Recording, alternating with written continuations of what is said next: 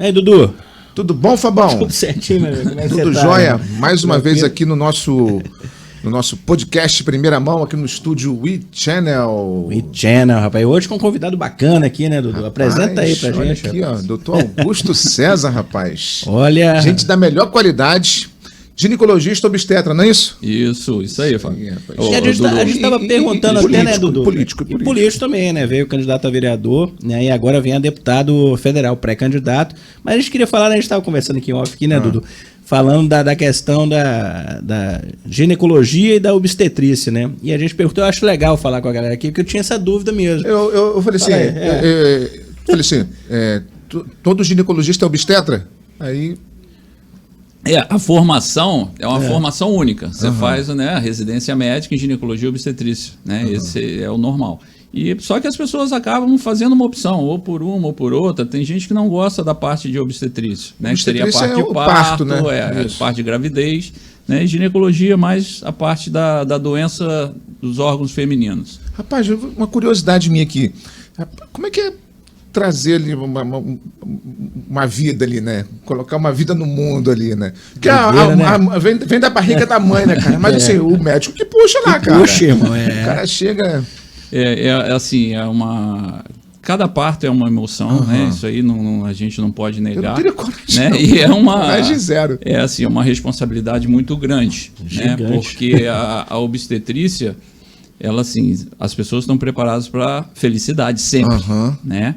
E nem sempre a felicidade ela ocorre de uma forma plena, porque às vezes você tem uma gravidez com algum problema, você tem algum parto com algum problema, criança com risco, mãe com risco.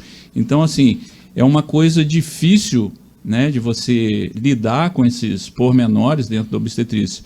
E você criar um ambiente junto ao pai e à mãe e mostrar dos riscos que existem, quando existem riscos.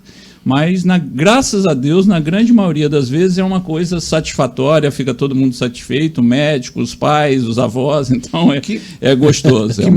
Mesmo fazendo o acompanhamento, né?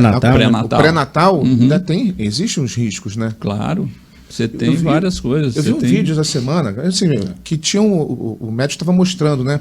E o cordão umbilical estava envolto assim no pescoço do neném. Mas não era uma volta, não. Parecia uma mangueira enrolada assim, sabe? Era muito grande aquilo. Nossa. Quando eu falei assim, tá enrolado, eu achava que era uma voltinha assim, né? Não, tava assim, deve ter... Os fetos que têm um cordão de maior tamanho, eles têm uma probabilidade maior de fazer esse, né, a gente chama de circular de cordão. Aqueles que têm um cordão menor, pouco provável que isso aconteça. Isso é melhor quando tiver esse cordão enrolado, melhor é cesárea. Ou não. Isso é uma coisa discutível. Esse parto que eu vi era cesárea. O médico ainda falou assim, ainda bem que não foi natural.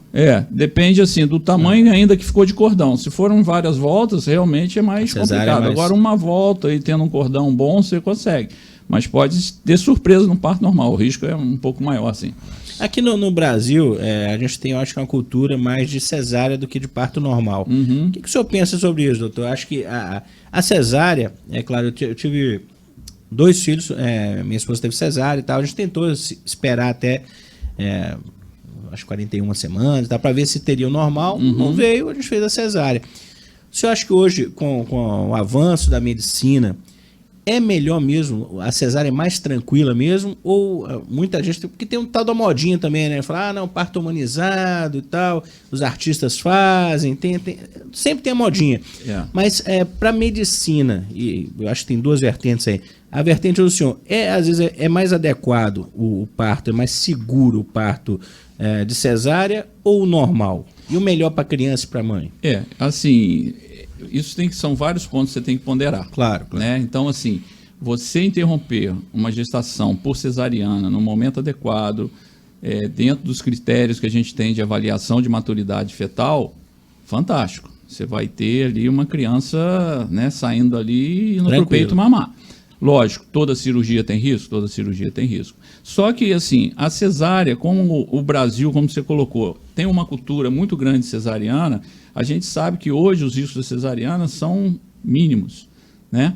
Agora, parto normal também você tem que avaliar se tem condição Isso é uma avaliação de bacia, que é a parte óssea. Você tem que avaliar a maturidade fetal, você tem que avaliar a parte, né, do colo uterino dessa paciente. Então, tem uma série de coisas. E tem pacientes que têm comorbidades, que às vezes entrar em trabalho de parto pode trazer problema. Então, assim, só que todo mundo acha, não, eu quero ter parto normal, igual você falou, porque isso virou de uma certa forma, está na mídia, todo mundo tendo um parto normal, às vezes em casa, às vezes não sei o quê.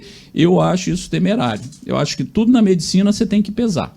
Perfeito. Né? Então, assim, qual vai ser o melhor? Isso é uma coisa para ser conversada com os pais, né? E mostrar, olha, não dá para ser parto normal, por isso, isso e isso. Não, dá para ser parto normal, vamos lá.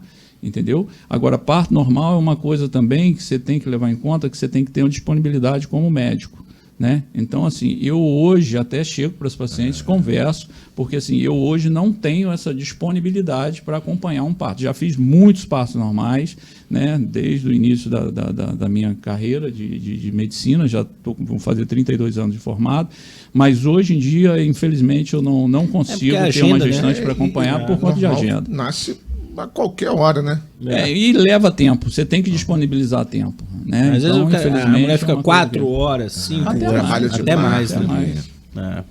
Não, acho é bom falar isso, que virou uma modinha mesmo, né? Porque os artistas fazem, e aí é o parto humanizado. Agora, o parto humanizado, é claro, está tudo ok, tudo certinho, mas você está dentro da sua casa. Se der qualquer problema, até você chegar ao hospital, tudo bem que às vezes tem um médico lá tá acompanhando. Mas não é a mesma coisa, né? Mas não é a mesma coisa, você está dentro do hospital. Mas... E só para acrescentar, assim, a urgência na obstetrícia, ela é imediata. Não dá, você não tem tempo de esperar. Às vezes você corre um risco de vida muito grande se você tiver esse time. Tem que tirar uma paciente de uma casa, levar até um hospital, isso às vezes pode ser o tempo que você perdeu, e ali são 2 vidas, você acaba perdendo 2 vidas. Então, assim, emergência obstetrícia é uma coisa para ser resolvida com minutos. Não dá tempo para você esperar, não. Vou fazer uma pergunta que eu sempre quis fazer, ainda mais para obstetra. Digam, você falou que a maioria dos partos, vamos botar mais de 90%, ocorreu tudo bem, a criança nasce bem, a mãe fica bem. Quando dá problema, doutor, como é que o senhor leva isso para casa? Se deu problema, às vezes a criança faleceu, a mãe teve complicação, deu problema, deu ruim. Como é que o médico lida com isso? Você consegue separar?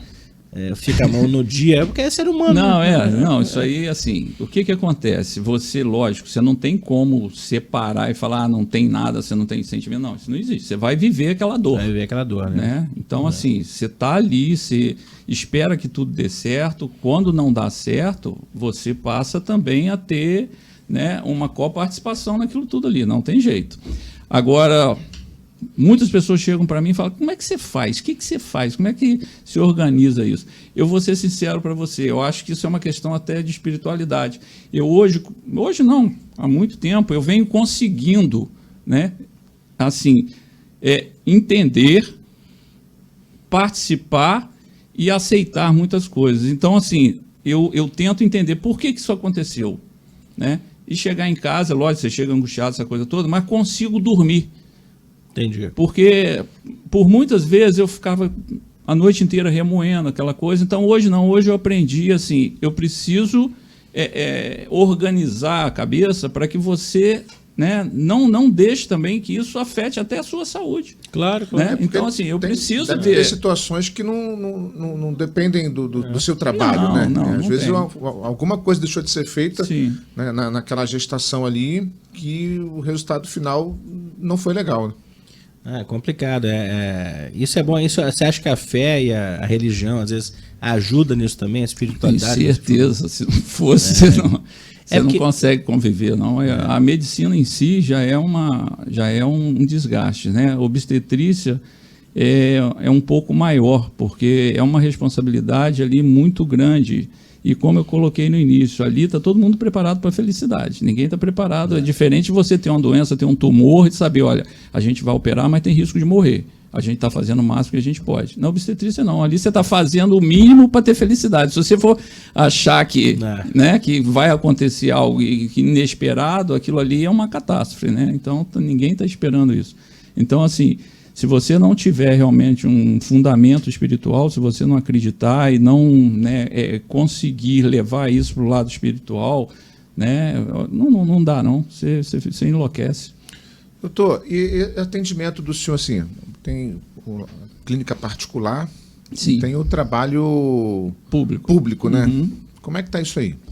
Agora eu estou de licença porque, como eu estou pré-candidato a deputado federal... Vamos falar sobre isso aí também. Né? Então, assim, eu estou de licença do serviço público, eu tenho um vínculo, né, com a prefeitura, são 2 vínculos na realidade, eu tenho o trabalho na maternidade do HPM, que eu sou, eu fico responsável, um dos responsáveis pela rotina lá. O que é isso? É você ir lá durante a manhã, passar visita naquelas pacientes que ganharam neném, que estão lá, né, para ganhar aquela coisa, você faz esse trabalho. E tem o vínculo com o planejamento familiar do município, que é a avaliação das pacientes que vão para ligadura tubária, colocação de DIU, e junto a gente está fazendo também a parte de patologia cervical, que é aquelas pacientes que têm algum problema no preventivo, no colo do útero, que deu uma alteração e que precisam fazer uma pequena cirurgia que a gente chama de conização de colo do útero. Essa então, ligadura tubária é para não ter mais não ter mais filho. Rapaz, vou contar outro caso. Eu conheci uma moça, né, ela tinha acho que uns 22, 23 anos e já tinha 3, 4 filhos. Ela era louca para fazer ligar as trompas que fala, né? Isso. Ligadura. E não podia por conta da idade dela, ainda ser nova, e apesar de ter 3, ela tinha 3 ou 4 filhos, e logo depois teve mais outro filho ainda, tal. E ela queria fazer essa ligadura e não podia. Né? Tem umas que existe limite de idade. Existe uma lei, né, do Ministério da Saúde e que estabelece as normas para a ligadura tubária. Então, assim, a gente também não pode fugir daquilo ali. Claro. Né? Senão você está cometendo Então, assim, às vezes você fica angustiado, porque tem pessoas que têm 4 filhos e você fica... Não quero ter mais filho. Mas hoje, com o planejamento familiar, por exemplo, lá a gente está fazendo inserção de DIU. É uma opção. O paciente, não posso tomar pílula, não posso tomar remédio, passo mal, mas você pode fazer uma inserção do DIU. Então, assim, hoje é oferecido... muito eficaz, né? Eficaz, tem uma eficácia bem próxima da pílula. Não, eu acho, até a gente tentou fazer, eu tenho 2 filhos, né? No segundo fazia a ligadura, mas até o plano não cobre, porque você tem que ter, na verdade, eles falam 2 filhos vivos, só que ele não considera que o que nasceu está vivo, tem que ter um tempo para ele ser considerado, né? Aí não conseguiu. Mas é importante essa questão do planejamento familiar. Mas vasectomia, Fabão? Então, eu vou fazer mesmo. Mas faz, porque eu fiquei de fazer... eu vou fazer, cara. Eu vou fazer final do ano, eu acho que eu vou fazer a vasecto, cara. Que eu acho que é mais tranquilo, porque a pílula, o DIU também, ela tá pensando no DIU, mas a pílula, ela é hormônio, né, rapaz? Isso aí afeta a saúde da mulher. Rapaz, mas uma gravidez também afeta a saúde da mulher. Não foi do bolso. Porque engorda. Eu fui de 1 ano e de 3 anos, mais não. Aí a gravidez também... O Aptamil tá muito caro, rapaz. Vamos ficar nos 2, rapaz. Pela madrugada. Faz vasectomia, Fabão? Vou fazer. Usa camisinha. Não faça nada, então. Vai ver televisão. Aí me quebra, né, rapaz? Não vou fazer nada, rapaz. É brincadeira. Mas eu queria falar, a gente falou da medicina aqui, e aí eu já queria transportar, Dudu, da medicina para a política e usando também a medicina, porque o senhor falou, o doutor vai vir como candidato a deputado federal, né, doutor? Eu estou pré-candidato hoje a deputado federal. E foi, teve nas eleições de vereador. Cidadania? Hoje eu estou no Cidadania. E o senhor veio como vereador no último pleito? Teve quantos votos, doutor? Em 2020 a gente fez uma campanha rápida, foi uma campanha relâmpago com 35 dias. A gente conseguiu 1.223 votos naquela campanha. 1.223 votos para Dedéu. Teve vereador que foi eleito com menos. Então, não se elegeu. Rapaz, eu acho assim, eu vou te contar uma coisa. Você imagina assim, 1.223 pessoas confiaram no doutor Augusto. Esse cara merece meu voto. Vou votar no doutor Augusto. Cara, eu acho isso gente pra caramba. É muita gente. É muita gente. Numa cidade de 200 mil habitantes, quantos mil votaram? A gente teve 42% de abstenção na eleição passada. Por outro lado, o povo foram 97 mil, acho, se eu não me engano. O povo também desacreditado nesse negócio de política também, né? 42%, tinha pandemia, quase metade. Também, a gente teve a pandemia. No meio da pandemia. Foi uma eleição atípica, né? Mas é interessante, ele teve tantos votos, teve vereador que se elegeu com menos votos. 3 vereadores. Outra coisa que eu não entendo na política, me desculpa, eu não entendo como é que uma pessoa que tem menos voto consegue entrar para vereador ou para deputado, enfim, e o que teve mais votos não entra. Eu entendo a questão de legenda, coligação, aquela coisa toda. Né? Mas é estranho. É a regra do jogo, mas eu também acho que o voto devia ser na pessoa e ela foi mais votada pela quantidade. Quem são os 17 mais votados? Eles são tem uma corrente que fala, tem uma corrente que defende que eu até concordo com isso aí. Pô, o cara teve são 17 vereadores em Macaé, né? São 17. Acho que são 17. Quem são os 17 mais votados? Esse, pronto, acabou, fechou a conta. Pra mim, esse aqui saiu, então entrou o 18º. Né? É por aí, mas não é assim a regra. Mas não é assim. Porque o pessoal fala assim, quem tem mais dinheiro vai ter vantagem e tal. Eu acho que não é bem assim, não. Rapaz, eu não vou nem entrar, tanto que eu não tenho nem conhecimento, mas eu também sou da tese do Dudu aí. Eu tô da tese do Dudu, acho que os mais votados tinham que entrar. Né? Não é assim, é por legenda e tal. Mas aí, voltando, o senhor vai vir como candidato, e eu queria perguntar esse negócio do planejamento familiar. O senhor trabalha com isso, planejamento familiar. O que um órgão público, uma prefeitura, pode fazer para tentar minimizar essa questão do planejamento familiar? Por que assim, a camada mais pobre ela tem mais filhos? E as pessoas às vezes culpam, né, a camada mais pobre. Pô, o cara tem 10 filhos, né? Mas não tem noção que, meu amigo, às vezes é informação, às vezes é acesso aos métodos contraceptivos. Tem vários fatores que levam a população a ter mais filhos, entendeu? Porque quem tem mais instrução tem menos filho. Quem tem mais instrução tem menos filho. Então, como é que um gestor, né, um político, um médico, né, pode fazer para melhorar essa situação, né, dessa população mais carente que sofre com isso? Porque quanto mais filho você tem, mais sofrimento você vai ter. Conta até da dificuldade financeira. Sofrimento e alegria também, né? Não, os dois. Mas eu estou dizendo que você está falando. Mas a dificuldade é muito mais complicada. A dificuldade é muito grande. Mas isso aí é verdade. A gente percebe se, poxa, a pessoa tem menos condição e está cheio de filho. E às vezes a pessoa que, sei lá, uma pessoa, vamos lá, que é rica, que tem boa condição financeira, tem um filho, tem 2, entendeu? Mas é instrução, né? Eu acho assim, a gente tem, isso é multifatorial, né? A gente então tem que começar a pensar o seguinte, falta educação, essa é a grande realidade, ninguém pode negar isso. Perfeito. Então, assim, o Estado ele precisa entrar principalmente nas comunidades, estar presente. Ali você não tem presença do Estado. Eu andei essas comunidades todas na campanha vereador. E assim, eu vi, e assim, hoje eu estou aqui justamente por isso. Porque ali você vê que as pessoas não têm o básico. Você não tem acesso à consulta, você não tem acesso a remédio, você não tem acesso à água, você não tem acesso a esgoto. Então, assim, é uma realidade que talvez a gente viva numa bolha e a gente não consegue participar daquilo ali. Então, foi assim uma lição de vida, foi essa campanha minha para vereador, né? Então, assim, o que precisa na realidade?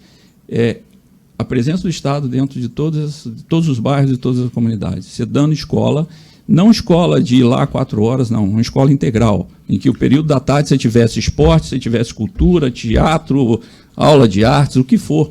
A pessoa, o jovem, ele tem que estar ocupado ali. Tem que estar. Né? Ele tem que se sentir valorizado, ele tem que sentir que ele tem a mais, que estão olhando por ele, né? Entendeu? Então, assim, o que vocês colocaram assim é de extrema importância. Por quê? Por que essas pessoas têm filhos? Porque você não tem qual o valor da vida ali. Então, o que você vai fazer? Você vai para o baile funk, você vai beber, você vai ter relação com 14, 15, 13 anos. Que é a diversão. É o que tem. Né? Qual é a perspectiva de vida que você tem? Zero. Né? É ser mãe, é participar, porque ali talvez você receba uma bolsa disso, Bolsa Brasil, bolsa não sei o quê, e um vale gás, um vale não sei o quê. Quer dizer, então você vive em função disso. quanto mais filho, mais você está recebendo alguma coisa. Só que não se faz a conta. Então, assim, é uma omissão, né, do poder público, federal, estadual, municipal. A gente tem que mudar isso, não tem jeito. A gente tem que ter condição de entrar nesses bairros mais carentes, nas comunidades, e mostrar assim, olha, aqui vocês vão estudar de manhã, aqui à tarde vocês vão fazer outras atividades. Você vai chegar em casa, você está ocupado, porque para você conseguir ser ali um atleta com perspectiva de ir para um clube, de uma coisa, você tem que ter nota boa de manhã cedo. Então você vai estudar. Porque se enxergou uma luz ali no final do túnel. E então, a escola de tempo integral, ela vai permitir também que os pais consigam ir trabalhar. Né? Tem essa disponibilidade de tempo, sabendo que seu filho meu filho vai tomar lanche 10 horas da manhã na escola, vai ter o almoço para ele meio-dia, vai ter outro lanche às 3, 4 horas da tarde, entendeu? E eu trabalho dentro de uma escola. E eu sei que, assim, para aquelas crianças ali, muitas vezes, aquela refeição que ela faz na escola é a principal dela no dia. Ou a única. Entendeu? Ou a única, né? Mas, assim, às vezes, a hora que ele vai comer a proteína, que ela vai comer a fruta e tal, é ali dentro da escola. Sim. Que às vezes falta em casa. Não, é difícil, né? Você vê falta às vezes, né? Foi até tema, aí virou política também, até absorvente para as meninas. Sim, falta tudo. Quer dizer, que é caro. A gente acha que é um negócio tão simples, né? E elas não usam, porque não tem condição de comprar o absorvente. Aí fala, tem que comprar camisinha e tal. Cara, tudo é dinheiro. Tudo é difícil, eu acho que passa muito pela educação e pelo Estado intervir. O Estado tem que estar forte aí, né, para entrar, como o senhor falou, entrar nas comunidades e ter lá o postinho lá, ter a assistência, distribuir camisinha, distribuir absorvente. Isso aí tem que ser dado. Né? Sim, a escola orientar, né? E é barato, né? Para o Estado é barato. Para a pessoa é muito caro, mas para o Estado é barato. Né? Isso aí você vai mudar a cabeça de uma geração, né? Verdade. Os pais já não vai mais consertar, mas aquela criança se que tiver uma boa educação, né, tá dando a educação, que você está cuidando, né? Que vai ter oportunidade, de repente ela não vai ter a meia dúzia de filhos. E assim, e vou ser sincero, o esporte é fundamental nisso. A parte de cultura, você tem um teatro, tem uma escola de arte, você estimular essa pessoa, de repente você tem um artista ali, você está perdendo, né, talento, você tem um cara ali que é fera em futebol, em vôlei, você está perdendo. Né? O senhor lembra que em Macaé, assim, o lugar nessa campanha que o senhor teve a chance de estar rodando aí, que mais assim, te impactou? Acho que aquela região ali, rapaz, da Nova Holanda, ali para dentro, Ilha Leocádia, Nova Esperança. Ilha Leocádia, acho que liga até com... Cada uma tem sua peculiaridade, também, né? Rapaz, é um negócio muito complicado. Complicado. Vou fazer uma pergunta capciosa aqui. O senhor é médico, tem mais de 30 anos aí de profissão, né, renomado na cidade. Eu entendo a política, ela quando é para servir, e eu acredito que seja o caso do senhor, ela é interessante e é boa para a população. Mas não é, o senhor não pensa às vezes no peso que a política pode trazer para o senhor? A gente teve agora, isso que eu falo, tudo que a gente fala aqui é opinião, cada um tem uma opinião aqui, graças a Deus o programa... a gente faz aqui uma resenha, é bem eclético, tá, doutor? Às vezes eu vou emitir uma opinião aqui, que é uma opinião minha, o Dudu tem a dele, às vezes a gente até diverge, né, Dudu? E tal, o Serginho tem a dele, o Rivinho, todo mundo tem a sua. Vou dar a minha opinião. Eu acho assim, a gente tem um médico na cidade, que é o doutor Aloysio, é muito conhecido, um cara respeitadíssimo na medicina, que virou prefeito, né, virou deputado, né, virou político, né? Sim. E apanhou muito, né, por conta disso. Eu tenho uma opinião até que as duas gestões dele não foram boas, né, mas é uma opinião minha, né, e ele é um excelente médico, né, pelo menos é reconhecido como isso.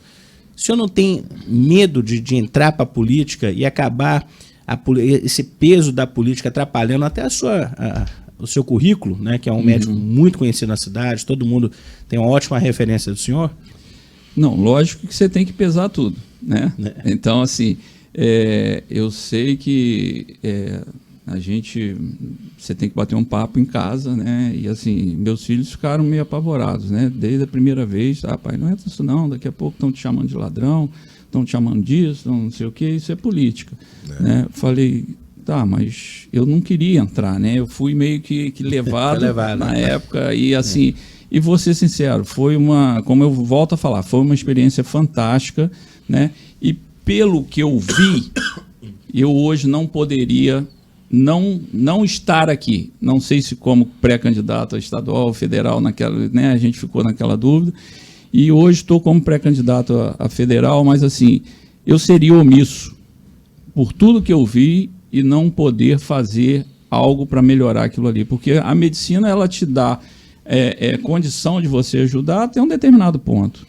Mas a política abre muito leque. Né? Pelo que eu vi ali, se você não tiver, né, na política envolvido como candidato e como, né, exercendo o cargo, você não tem condição de resolver aquilo que eu vi ali. Então, assim, eu sei que eu vou apanhar. Mas, assim, não estou aqui por vaidade, não estou aqui porque eu quero ser candidato. Pelo contrário, isso vai me atrapalhar minha vida profissional, minha vida familiar. Já sei disso, a gente já conversou bastante sobre isso. Né? Então, assim, mas é uma questão agora de ajuda, né? De servir, fazer, né? Algo mais, de servir. Né? Então, assim, se acontecer da gente ser eleito, a gente com certeza vai, assim, eu tenho o principal maneira de pensar é o seguinte: você montar uma equipe em Brasília, que você tenha técnicos em várias áreas, que você faça projetos e traga esses projetos para a região, entregue isso para os prefeitos, fale aqui, ó, dá para a gente fazer isso, isso, isso. A gente consegue tirar do orçamento, vamos fazer sei lá, escola de tempo integral, vamos ajudar, vamos fazer isso.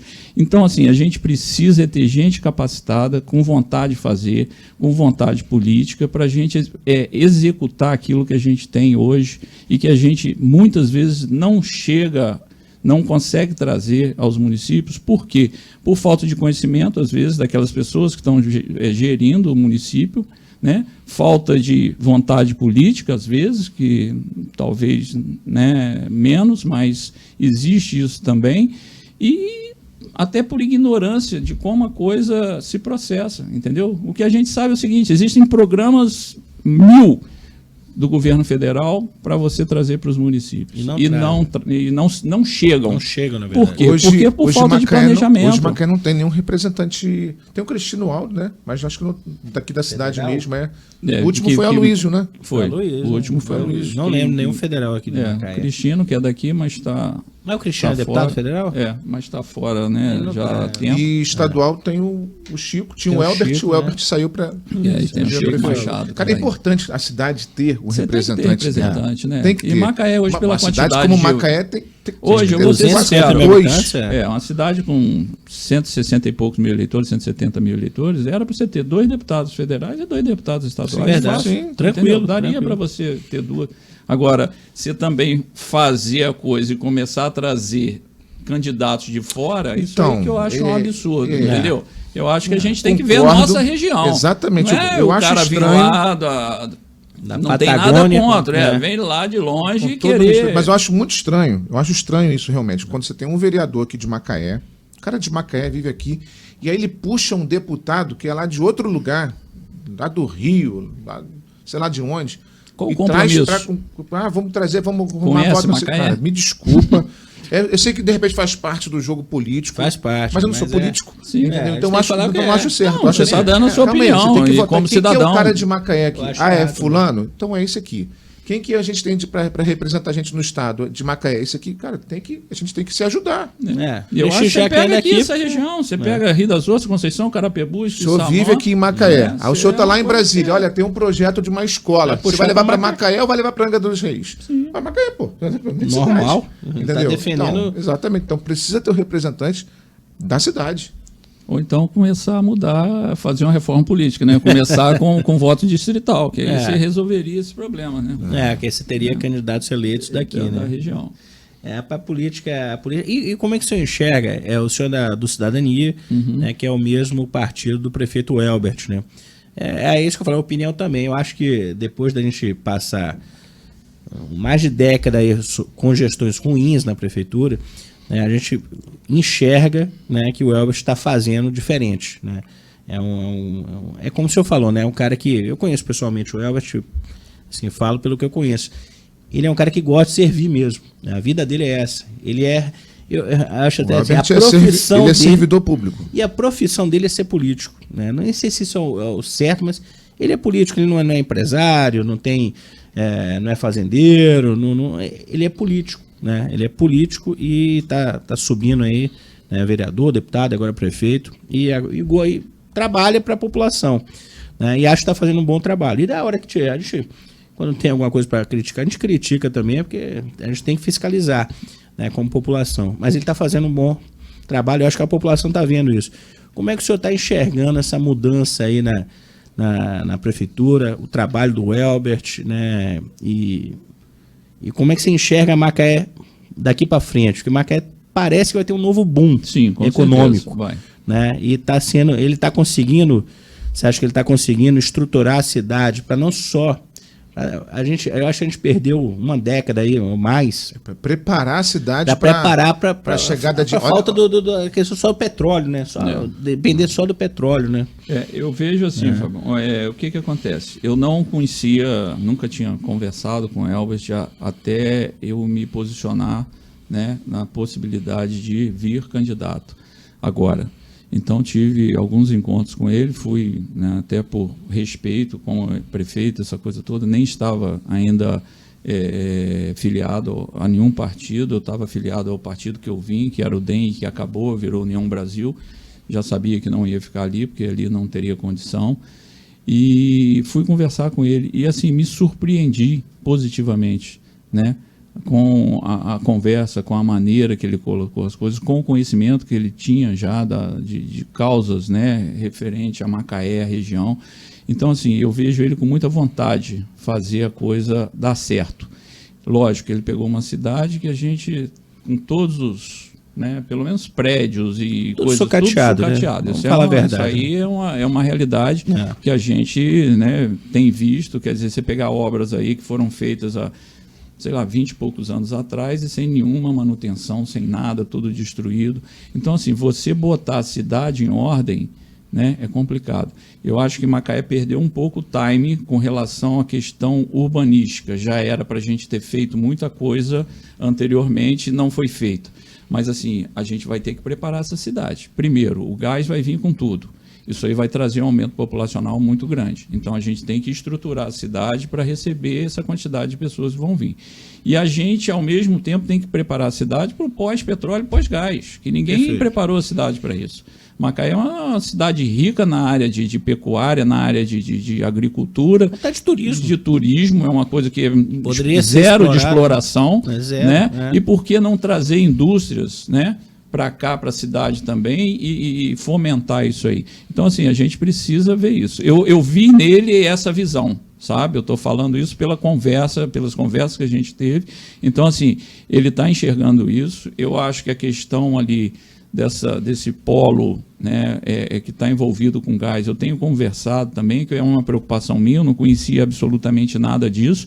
Então, fui procurar as pessoas que estão envolvidas com essa questão, né, do porto, daquela área lá aquela área retroporto, e conversar para entender um pouco como é que a coisa é, porque como é que você vai entrar nesse negócio e não saber como é que funciona. Então, assim, pelo que eu vi ali, a gente vai ter um boom na cidade muito grande. Há uma perspectiva de grandes empresas, principalmente na área de petroquímica, né, a parte de plástico, essas coisas, fazer a sua instalação aqui na cidade. Eu acho que isso é importante, e ao mesmo tempo eu vejo assim uma aproximação também junto ao pessoal do agronegócio também, pessoal, né, os produtores menores. Então, assim, a gente precisa isso. Agora, foi que a gente chegou a conversar numa desses bate-papos lá, foi o seguinte: se você não tiver um representante federal, meu irmão, você vai fazer isso, mas vai ser uma coisa muito mais penosa. Então, a partir do momento que você tem um representante federal, né, que você possa, junto ao governo federal, trazer recursos para fomentar, né, esse novo desenvolvimento de Macaé, isso aí é de suma importância, mas tem que ser alguém daqui, não adianta trazer o cara lá de fora. Volta a bater nessa tecla, isso tá certo, porque não adianta. Planejar, você tem que planejar Macaé para esse crescimento, né? Porque assim, eu falo assim, que Macaé é uma cidade rica. Né? Não é qualquer município que tem 2 bilhões. Macaé é o segundo orçamento do Estado, só perde para a capital, tá? Nós estamos com mais de 3 bi desse ano, deve fechar nos 4 bi. Olha só, 4 bilhões. 2 bi era tempo 2 anos atrás, já está na casa de 3 bi então. Então vem para 4 bi. Então assim, se bobear, eu estava fazendo um levantamento há um tempo atrás, o orçamento de Macaé era o mesmo de Florianópolis, que é uma capital. Impressionante. Né? Só que Florianópolis tem a população 3, 4 vezes maior que a de Macaé. A gente tem 7 capitais no Brasil com orçamento menor do que Macaé. Nossa cidade, Só que você não percebe aqui em Macaé que você mora numa cidade rica. Você não enxerga isso, né? Calma aí, deixa eu ver, vou olhar o transporte público de Macaé. Macaé é uma cidade rica, vou ver o transporte público. É ruim. Eu vou andar pelo centro de Macaé, porque Macaé é uma cidade rica, como é que é o centro? É feio o centro de Macaé. A própria orla, que é mais bonitinha, também é bonitinha, entendeu? Não é uma orla que você, caraca, essa orla aqui é demais. Não, cara. A gente não percebe essa qualidade de vida, essa riqueza que circula no município. A população normal não percebe isso, não. Não tem. A gente precisa realmente dar uma incrementada nisso aí. Você não percebe isso, não. Eu fico assim, desapontado com isso, porque... e Macaé não é uma cidade rica hoje, em 2022. Macaé é uma cidade rica desde 2000 e pouquinho, quando começou os royalties do petróleo começaram a subir. Ele acho que foi 2005, se não me engano, 2005, 2006, que passou da casa do bilhão. Eu acho que deveria, rapaz. Assim, é porque você tem uma visão muito do mercado, né? E o que... A política não pode ser um negócio assim, entrou um prefeito, faz um negócio, entrou outro, faz... Não, é continuidade. Eu acho que tinha que ter um grupo de técnicos, fazer um plano diretor da cidade para 20 anos. Aqui, vocês têm que executar isso aqui. Quem for, independente de quem entrar, entendeu? E deixa os técnicos trabalharem, entendeu? Porque você tem a visão, Macaé vai ter o quê?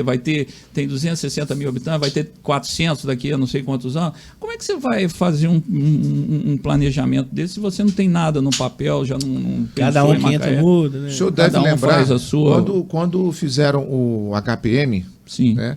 Houve críticas ao prefeito na época da construção do HPM. Não achavam necessário fazer o HPM, porque tinha o São João Batista. Isso foi lá em 2002, 2003. Época de Silvio, né? Foi na época de Silvio Lopes. Foi 2003. Não era o HPM não era uma unanimidade. Achavam aquilo ali um absurdo. Não, é demais para Macaé. Hoje está faltando. Rapaz, é isso que eu falo. Eu acho que assim, a opinião também, mas vamos lá. Eu acho que a gente teve o governo do Silvio, que fez quase tudo que tem aí. Depois a gente passou um hiato com o Riverton e a Luiza, que sofremos muito, né? A cidade sofreu muito. E hoje o Elvis está entrando para tentar, né? É isso que eu falo, dar a manutenção, né? Até nos equipamentos, né? Da cidade, né? Que você vê os grandes equipamentos da cidade, como o parque da cidade, o estádio, o ginásio e outros grandes equipamentos. Estava tudo interditado. Estava tudo interditado. Ainda está, né? Então, a gente perdeu muito tempo. Sim, perdemos. Perdemos muito tempo e é aquele negócio que o Dudu falou e a gente sente, a gente batia aqui, que Macaé tem um orçamento. Você vê a Câmara Municipal de Macaé, ela tem um orçamento muito maior do que várias cidades do estado do Rio de Janeiro. Então, quer dizer, é muito dinheiro que não volta para a população. Essa é a verdade. O dinheiro não volta para a população do jeito que deveria voltar. E essa é a luta, né, que todo mundo tem que ter, né, para voltar. Porque a gente paga imposto, cara. Todo mundo paga imposto aqui e não volta. E é um oásis aqui de dinheiro. E você não vê. Eu acho que Macaé tinha que ser Dubai. Não pode ter gente na rua. Macaé tinha que ter uma saúde espetacular, uma educação espetacular. Sim. Tempo integral. Tem dinheiro, gente. A escola de tempo integral de Macaé, ela deveria funcionar até 5 horas da tarde. Doido. Ela não pode ser tempo integral até 3 horas da tarde, porque não tem outra atividade, está faltando professor. Gestão. Não cabe mais. Gestão e corrupção. É impressionante. Mas eu acho que assim, está mudando, né? E eu acho que hoje as redes sociais, e a gente tenta fazer um pouquinho disso, no mínimo aqui, é puxar... você tem que ter cobrança, né? Porque só funciona se você apertar, não tem jeito. Claro. Né? Por mais eu estou falando que o Elvis está fazendo um bom gol. Mas se falhar também, a gente vai apertar aqui o prefeito, porque é a nossa função. Eu acho que a função. A gente quer ver a cidade bem. Digamos, você falou que vai ter um novo boom na cidade. Eu lembro do boom, a gente estava aqui no outro boom. Cara, muita gente de fora, os maiores salários, ou era para gente muito qualificada brasileira, ou era para gringo. Sim. A população de Macaé, ela vivia do comércio, né, que não precisa de muita qualificação, né, profissional liberal, mas o dinheiro mesmo... A qualificação mesmo, não existia, né? Você tinha que trazer gente fora. Isso fora. aí você tem que preparar a população agora, daqui, né? Para poder usar. Então isso aí é de suma importância. Você botar essa turma. Se você não tiver qualificação na sua cidade, você não vai conseguir gerar emprego para a sua população. Não vai. Aí vai vir a pessoa lá de fora e vai ganhar a vaga de emprego que era do macaense. Com certeza. Por quê? Porque não prepararam o cidadão macaense ali para aquele mercado de trabalho, para ocupar aquela vaga ali na empresa. Esses dias eu passei lá na Ajuda, né? E tá aquela onde era a incubadora, né? Que se chamava, aquilo lá tá abandonado. Cheio de mato. Ali era uma incubadora de empresas, não é isso? Isso. Então, você vê que se destrói tudo com a facilidade. Quer dizer, não tem responsabilidade. Lá na Ajuda, perto da Avenida Industrial. Isso, está abandonado aquilo lá. Entendeu? Ali virou alguma coisa de idoso também depois. Mas eu acho que agora já transferiram lá para o hotel, né? Isso, foi modificando ali. Queria voltar no assunto aqui, Fabão. Antes a gente acabou entrando um pouquinho nessa questão política. Eu vou tomando a Heineken, vou falar com o médico aqui sobre a questão da vacinação, que você tem muita preocupação. É ótimo assunto. Com a questão da vacinação do Covid. A gente não está falando que a vacina não é boa, não. A vacina foi muito importante. É o que salvou, né? Basta você ver os números, né? De internações que a gente tinha. E aí, consequentemente, o grande número de mortes. E depois da vacinação, isso caiu, né? Mas eu fico muito preocupado ainda com a vacinação das crianças.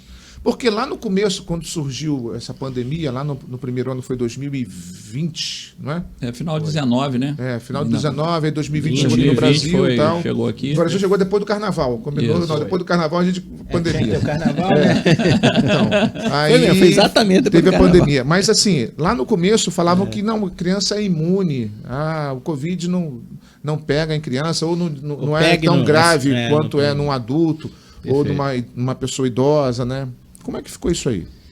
Na realidade, assim, primeira coisa, eu quero me colocar aqui não como um anti-vacina, não é isso, e nem como negacionista, porque isso virou moda, né? Agora todo mundo é negacionista, anti-vacina, você não pode debater mais. Exatamente. Tem coisas que viraram assim, ou você é do lado de lá ou do lado de cá, aí você vira, você é rotulado. Eu acho que está faltando debate. Né? O que a gente precisa? A gente precisa pegar grupos que veem a vacina como, né, uma solução e prioridade em tudo, e aquele grupo que tem uma preocupação de não se vacinar por se vacinar. E eu acho que a partir desse debate é que a coisa tem que ser montada. E hoje, infelizmente, por uma polarização, a gente perdeu a questão do debate científico. A gente não tem mais isso. Né? Então tem um grupo lá que é a favor, o grupo contra, acabou, pronto. Então tá tudo assim, eu sou azul e eu sou vermelho. Então não se tem... Não tem um meio termo, não tem um bom senso. Então assim, o que acontece? A gente sabe, né, pela experiência toda vivida nesse período, é que as crianças acometidas, elas não desenvolvem formas graves de doença. Né? É lógico que as crianças que têm algumas comorbidades podem ter casos graves. A gente não é cego e a gente não pode deixar de falar isso. Agora, a minha preocupação hoje é com a nossa liberdade de escolha. É você poder falar, olha, eu quero e eu não quero.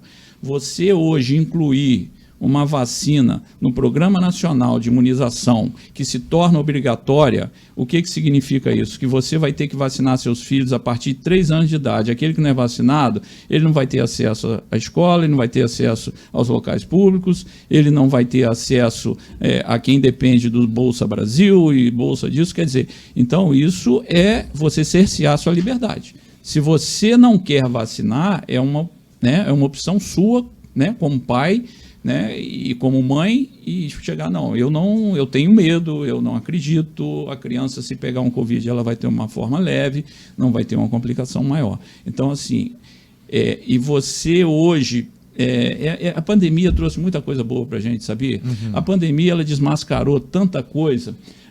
Eu falo aqui da parte em que eu vivo, que são as questões das sociedades médicas. O que acontece hoje? Vem uma sociedade e define, assim, dá uma nota dizendo, olha, as crianças têm que ser vacinadas a partir de 3 anos de idade.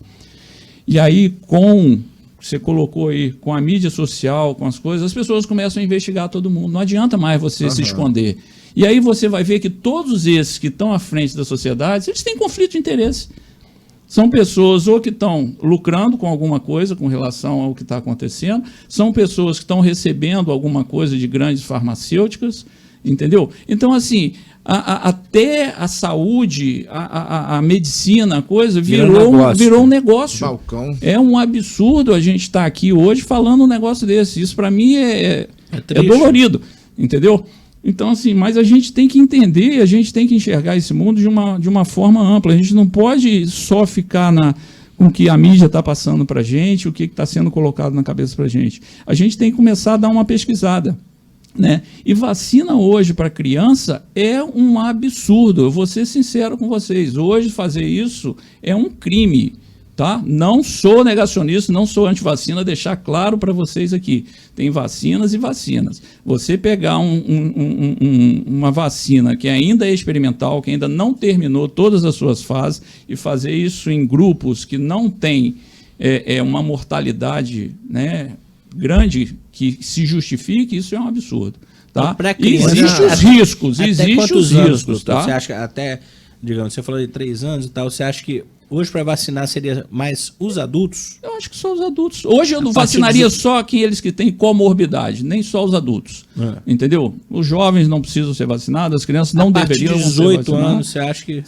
Dependendo se for necessário. Eu acho que tem que ter uma seleção de pessoas. Entendeu? A pessoa tem uma doença que pode complicar se pegar for contaminado pelo SARS-CoV-2. Comorbidade, beleza. Mas de idade, você não tem uma noção? Se fosse o senhor... Qual é o grupo que mais teve complicação? É o grupo que está de 35 a 65 anos e os idosos. Então assim, seriam os adultos. Os adultos acima de 30 anos, 35. Entendeu? Acho que fora isso. A não ser que tem um cara obeso, tem um cara diabético, tem um cara que tem... 20 anos de idade, o cara tá com uma saúde de ferro. Pô. 30 anos de idade, tá com uma saúde de ferro. Mas, se tem uma comorbidade, você toma vacina. Agora, então, a vacina para criança, o senhor acha assim... desnecessário. O risco, eu acho desnecessário. Não tem porquê você... Colateral é maior. Os efeitos colaterais assim, eu vou até me posicionar de uma forma aqui, o seguinte, eu acho que isso aí fica a critério dos pais. O Estado, né, nenhuma sociedade médica pode obrigar a vacinação do Covid em crianças, em jovens. Por quê? Porque primeiro que a gente não terminou todo o processo dessa vacina, a gente ainda está em fase ainda, né, usando a população para fazer estudo ainda. Então, assim, é inadmissível isso. E na minha concepção, isso é inadmissível. Mas deixar claro também aqui que a partir dos 35 anos e com comorbidade, a vacina ela salvou, né, a população mundial, né, das mortes com Covid. Se não fosse a vacina, a gente poderia ter seria uma catástrofe muito maior. A gente tá a vacina salvou. A gente não está falando porque senão disso. Porque senão a galera pensa, poxa, a vacina é contra a vacina, é importante. Não, eu quero me colocar aqui, eu não sou antivacina, não. Eu sou assim, fazer a coisa de uma forma estudada, de uma forma não imposta. Eu acho que o pior de todo esse processo de vacinação é você impor as coisas à população. Isso aí é falta de liberdade. E eu vou ser sincero, isso aí é a única coisa que me preocupa em todo esse processo. É a gente, como ser humano, começar a perder a liberdade de opinião, de livre escolha, de ir e vir. E foi o que a gente viu. Né? Você criou um monte de prefeitos aí que viraram simplesmente ditadores e impunham tudo com todo o aparato necessário.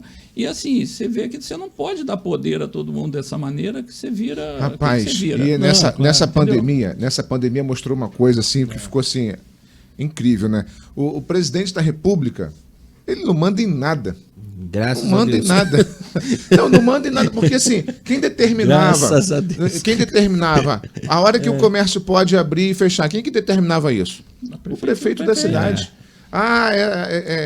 Essa loja não pode funcionar, não pode ter mais do que 5 pessoas dentro dela. Quem determinava isso? Era o prefeito da cidade. O presidente não apitava, não tem como. O que ele tinha que fazer é comprar a vacina o mais rápido possível. O Ministério da Saúde, nesse momento de pandemia que a gente teve, ele deveria ser o órgão regulador, né, de tudo isso e normatizador. E não houve isso. Tiraram o poder do Ministério da Saúde de fazer isso e jogaram isso para as secretarias de saúde municipal. Né? Nem o Estado, às vezes, mandava.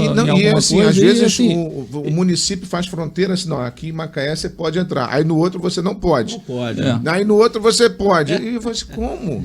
Né? Vou te falar a opinião também, tá? Eu acho que a gente teve uma péssima gestão federal em cima da pandemia. Eu acho que a gente teve o azar, né, de pegar um presidente que foi péssimo, né, na parte, e pode até perder a eleição agora por conta disso. Qual a primeira vacina que ficou disponível pra gente? Foi a Coronavac. Eu lembro, e se eu estiver errado, o doutor me corrija, a Coronavac ela foi aprovada tipo assim, ela passou raspando, né? Assim, tanto que ela é considerada, acho que a vacina mais fraca que tem. A menos eficaz. Né? A menos eficaz, a mais fraca, enfim. Não tem vacina fraca que fala, né? A menos Mas eficaz, eu lembro que tinha assim, olha, ela tinha que atingir como se fosse uma nota 5, e mínimo 5, e ela passou raspando, né? E era, querendo ou não, uma vacina experimental ainda. Sim, todas ainda, né? Todas são. Você não tem ainda vacina. Como é que você vai botar no Programa Nacional de Imunização vacinas que você ainda não tem autorização para fazer fora de pandemia? Todas essas vacinas que a gente tem hoje aqui, elas estão aqui por conta da pandemia. Só que a pandemia já acabou. A lei que foi, né, isso foi descrito, isso terminou agora. Tem 2 meses. Caiu. Não tem mais. Não existe mais pandemia.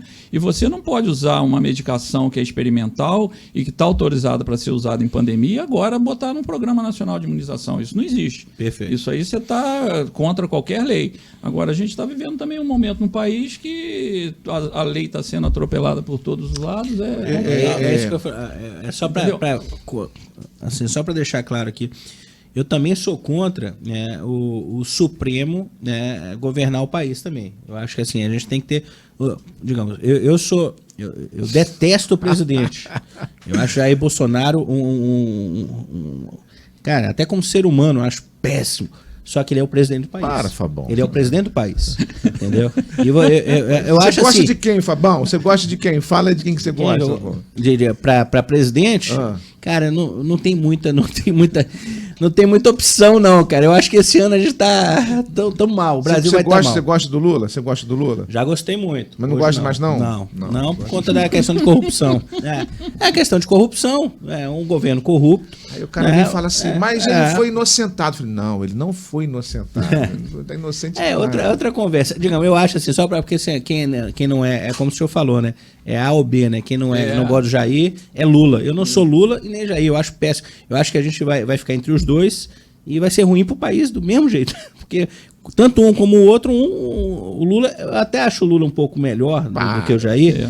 Na questão seguinte, que a gente está num país muito pobre, né? Um país muito desigual e pelo menos a esquerda ela enxerga um pouquinho melhor isso do que a direita, apesar de ser muito populista a esquerda, né? A direita ela não consegue às vezes sair da bolha dela, né? Mas isso é uma questão política. Eu acho assim, se você não tiver um equilíbrio entre os poderes, a gente não vai, independente de quem for presidente, não vai conseguir governar. O Supremo não pode ter o poder não pode ter interferência de um poder sobre o outro. Não pode. Isso eu concordo com isso, eu concordo. Então, apesar de não gostar do Jair, entendeu? Mas eu defendo até o último ponto que ele é o presidente da República.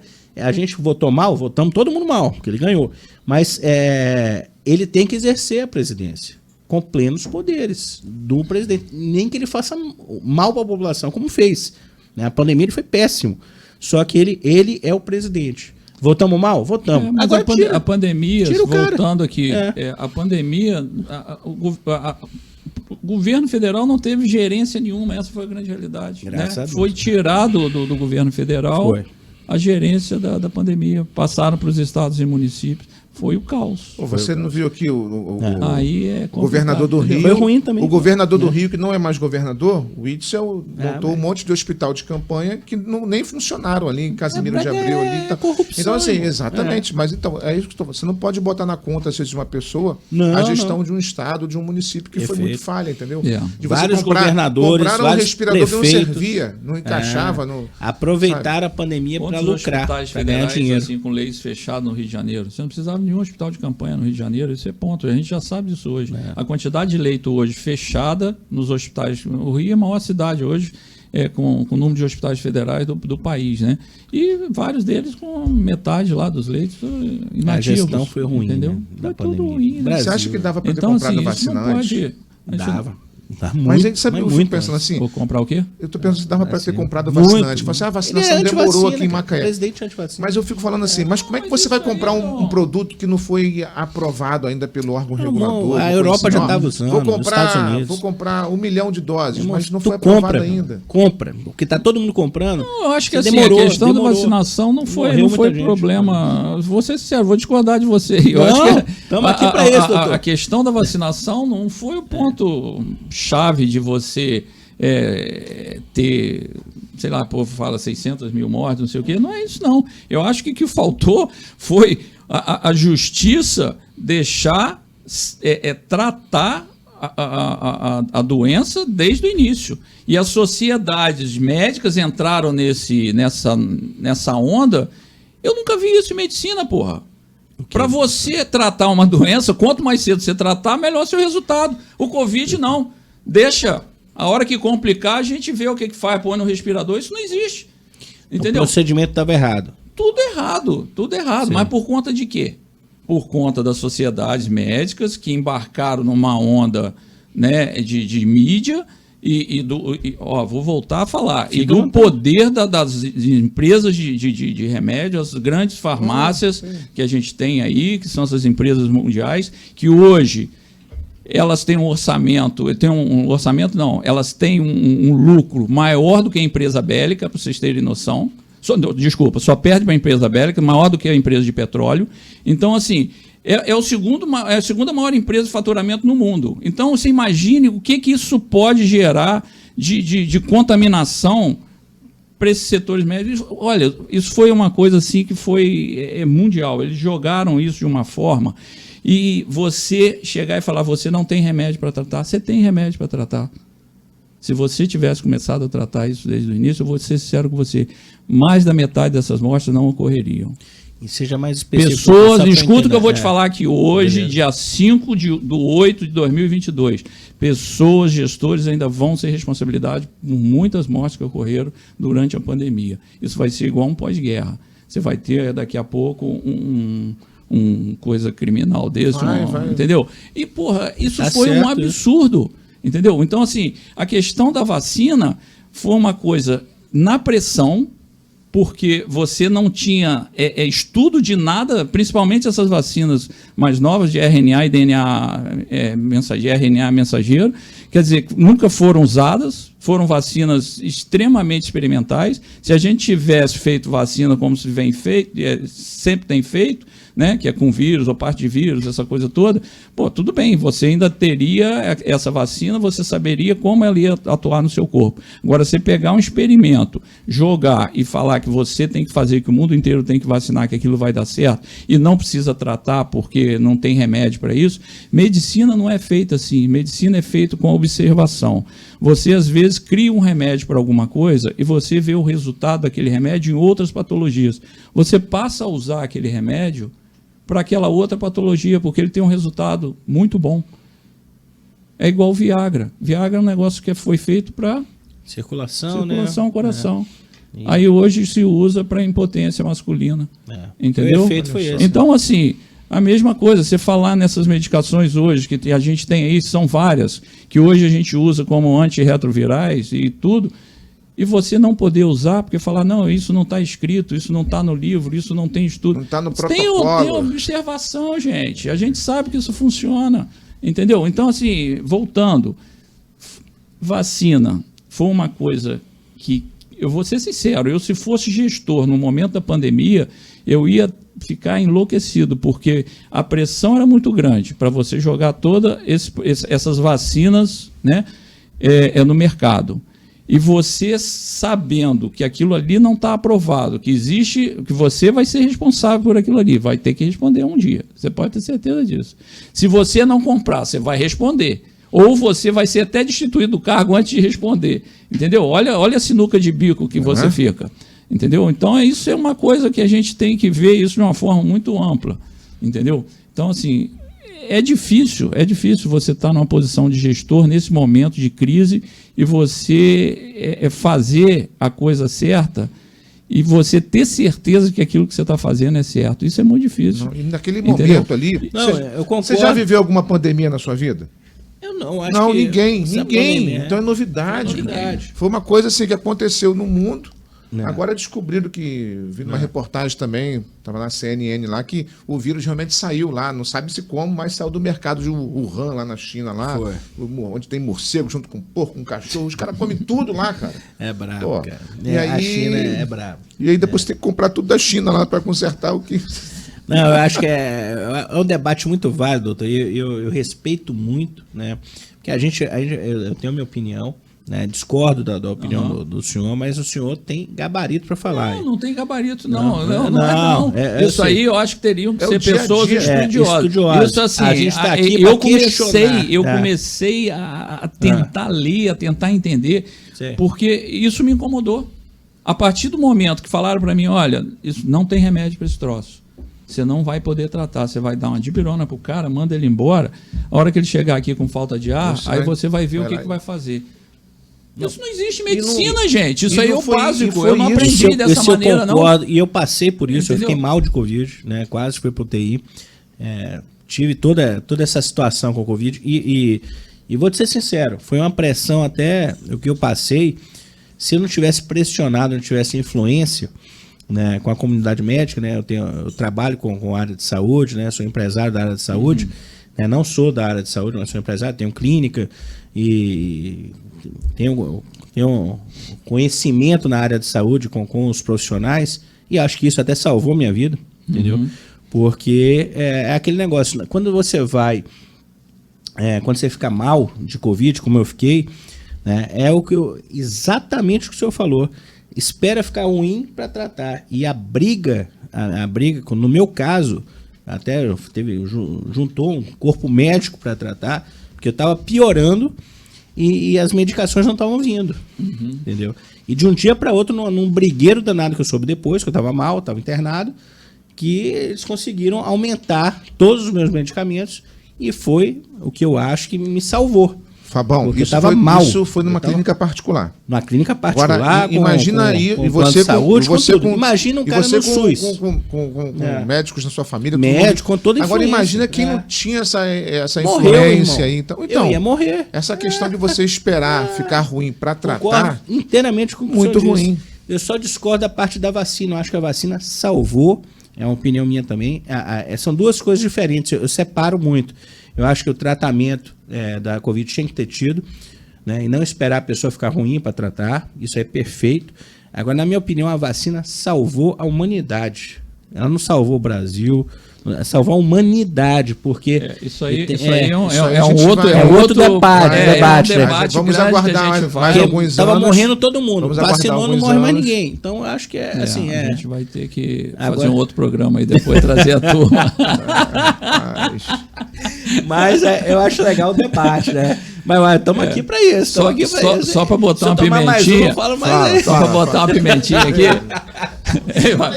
Só para botar uma pimentinha aqui. Se você pegar, sempre que você tem uma endemia, uma coisa, até então, nunca se faz vacina no processo de doença. Você tenta tratar a doença para depois você vacinar aquelas pessoas. Esse é o procedimento normal. Até então. Até agora, entendeu? Até 2020. 2020 isso mudou tudo. Quer dizer, é uma coisa, você vai... Né, a gente atropelou algumas coisas aí. Você está falando em termos assim, que a coisa melhorou pela vacina. É o que eu estou falando. Vamos depois, a gente combina, traz gente aqui de um lado e do outro, para a gente começar a posso ser convencido do contrário. Tá? Se não tivesse tido a vacina, por exemplo, esses números eles baixariam naturalmente? Eu acho que se houvesse possibilidade de tratamento desde o início e todo mundo tivesse isso na cabeça, a gente não teria tanta morte. Entendi. Mas as mortes não baixaram. A vacina no meio de pandemia não deve ser feita. Não é essa a regra da medicina. Entendeu? Então, assim, tratamento... Bom, o cara é médico. Eu sou médico, mas não sou entendido no assunto, não. Eu comecei a tentar... Eu entendo isso aí é uma coisa básica. Os números não batem. Agora, você tem a sua imunidade natural. Isso é uma coisa também, né? Você tem que levar em conta. Então, assim, você tendo doença, você tendo pessoas contaminadas, menos graves a coisa vai acontecer para frente, menos pessoas vão pegar, porque o vírus para de circular de uma forma tão rápida. Doutor, deixa eu te perguntar então, eu vou ser bem específico agora e você tenta me responder bem específico. Aqui para outra coisa. Não, aqui é sério, vamos aproveitar o senhor aqui, né? Eu quero... Fala, Fabão, Sim, você tinha, vamos supor, 5 mil mortes por dia. Eu tô aumentando os números aqui, eu não sei os números. Aí tu tem 5 mil mortes, aí você começa a vacinar, você cai de 5 mil mortes para 30 mortes. Não resolveu? A vacina não resolveu? E se a gente tivesse feito um grupo controle aqui sem vacina? Outra conversa. Sem vacina?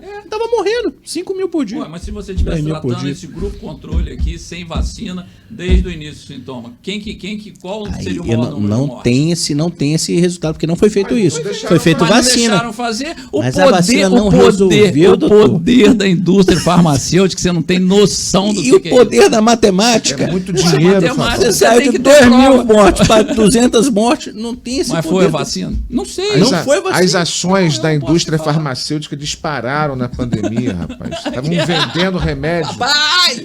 Vendendo remédio que não acabavam mais. Doutor, com todo respeito. Isso é só pra te deixar nervoso. Não, eu tô tomando Heineken. E ele acha que a culpa toda de tudo isso. Peraí, chegou o Gogo Rock, doutor. Não, agora chegou, agora que vai melhor. Chegou o japonês aqui. Fred, obrigado, meu amigo. Vamos abastecer a galera aqui. Ah, meu Deus do céu. Não, Fabão, assim, isso aí eu acho que vale a gente depois, até se houver oportunidade, a gente fazer um debate, trazer pessoas, e trazer mais gente técnica pra gente, claro, né, falar um pouquinho. Até porque eu posso estar falando um monte de bobagem aqui. Não é bobagem, eu acho que ninguém fala bobagem. É que você vai falando porque, você tem essa noção. Mas assim, você tem que ter a outra pessoa para o contraponto para te mostrar, olha, isso pode ser dessa maneira. Claro. Eu não estou afirmando, não, só estou falando. A gente não teve essa oportunidade de ter um outro grupo e chegar e falar, vamos pegar aqui, ó. Eu acho que deveria ter sido feito isso. Correto. Entendeu? Pega as pessoas, você é voluntário, você gostaria de tomar vacina? Não gosto. Se você pegar, você tomaria as medicações que a gente... Tá, vamos, a gente faria um grupo. Olha, aqui tem 200 mil pessoas, aqui tem 200 mil pessoas. Nós não vamos fazer nada, deixa se pegar, a gente vai, ou vamos vacinar todo mundo aqui. Esse aqui, se pegar, de imediato a gente vai começar a tratar sem vacina. A gente teria realmente... Você teria um parâmetro. Um parâmetro e falar, olha, realmente esse grupo e esse grupo não. Então a gente vai ter que seguir por esse caminho. Entendeu? Então, assim, eu tô te cutucando aí que eu vi que você... Não, eu quero ser. A informação a gente é dono da verdade. Então, assim, a gente ficou meio cego e assim. E foi o que eu falei. Houve uma desnudação, não sei nem se esse termo existe, mas eu acho que é isso. É por aí. Né, de várias coisas, né, principalmente dentro da medicina. Né? Hoje, assim, a sociedade de medicina, muitas delas perderam crédito dentro do corpo médico, muitas delas.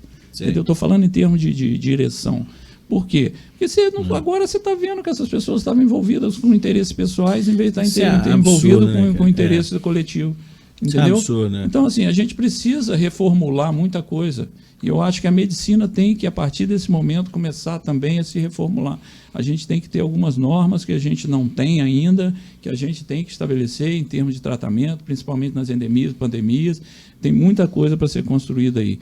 E a gente rever essa questão de você estar envolvido em direção de sociedades médicas hoje. Isso aí, para mim, é primordial. Eu acho que quem está ali é quem está a fim de fazer alguma coisa pelo bem comum. Não tirar proveito dessa situação. Eu testei positivo para a Covid há um tempo atrás, uns meses atrás aí. Fabão, minha mãe apareceu lá em casa com uma caixinha de ivermectina. Rapaz, e ela fazia chamada de vídeo pra mim e eu tinha que mostrar que eu tava tomando ivermectina pra ela lá, rapaz. O pior é a cloroquina, né, ô presidente? E a cloroquina, doutor? O que tem? Ô, papai. Nós vamos voltar aqui. Não, cloroquina. Sabe por causa de quê? Eu lembro, doutor Aloysio. Ele era, no começo da pandemia, o prefeito de Macaé, doutor Aloysio. E ele pegou Covid. E ele fez um post lá sobre o que ele estava tomando e ele falou que ele estava tomando cloroquina.